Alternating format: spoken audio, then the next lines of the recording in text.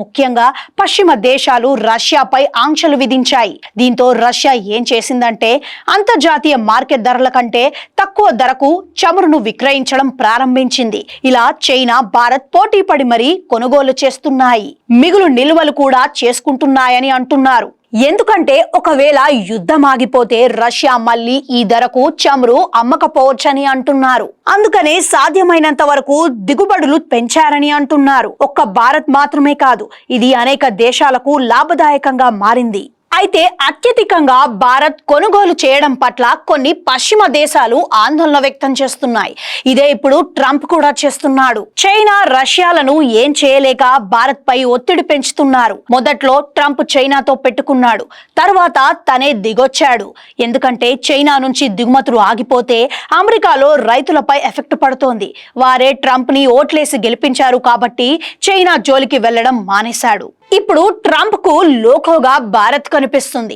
అయితే మన వాళ్ళు కూడా అధికంగా మాట్లాడటం లేదు. వాళ్ళు సుంకాలు విధిస్తే ఏర్పడే కష్ట నష్టాలు, వాటి నుంచి బయటపడే మార్గాలు అన్వేషిస్తున్నారు. ఇప్పుడు మళ్ళీ 25% అదనంగా మళ్ళీ పెంచుతానని బాంబు పేల్చాడు. దీంతో అందరూ ట్రంప్ కి 2 చేతులు ఎత్తి నీకో నమస్కారం రా బాబు అంటున్నారు.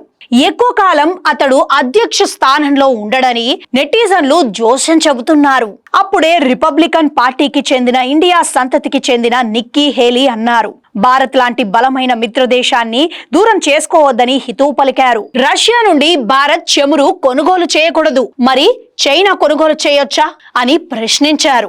ఆ దేశానికి అనుమతిచ్చి భారత్ ను టార్గెట్ చేయడం సరికాదని వ్యాఖ్యానించారు. దక్షిణ కరోలినా మాజీ గవర్నర్ అయిన నిక్కీ హేలీ ట్రంప్ మొదటిసారి అధికారంలో ఉన్నప్పుడు ఐక్యరాజ్య సమితిలో అమెరికా రాయబారిగా ఉన్నారు. తాజాగా జరిగిన 2024 ఎన్నికల్లో అమెరికా అధ్యక్ష అభ్యర్థి రేసులో పోటీ పడ్డారు. అయితే పార్టీ కోరిక మేరకు తప్పుకొని ట్రంప్ కి మద్దతు తెలిపారు. దీంతో సొంత పార్టీలోనే ట్రంప్ కి వ్యతిరేకత మొదలైందని అంటున్నారు. ట్రంప్ ని ఇలాగే వదిలేస్తే రిపబ్లికన్ పార్టీకి పెద్ద నష్టమని కమెంట్లు చేస్తున్నారు.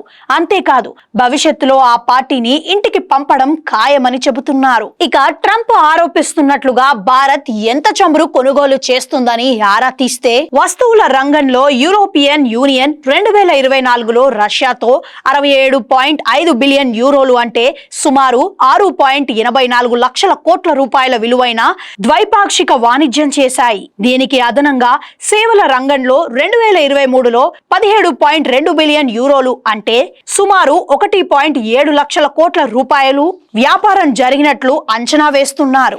ఇప్పుడు గత ఏడాది, అంతకు ముందు ఏడాది కలిపి రష్యాతో భారత్ చేసిన మొత్తం వాణిజ్యం అంతకంటే ఎక్కువ అని అంటున్నారు. అంటే యూరోపియన్ దేశాలు ఏవైతే దాదాపు 10 లక్షల కోట్ల వ్యాపారం చేశాయో భారత్ ఈ మధ్య కాలంలో అంతే చేసిందని అంటున్నారు.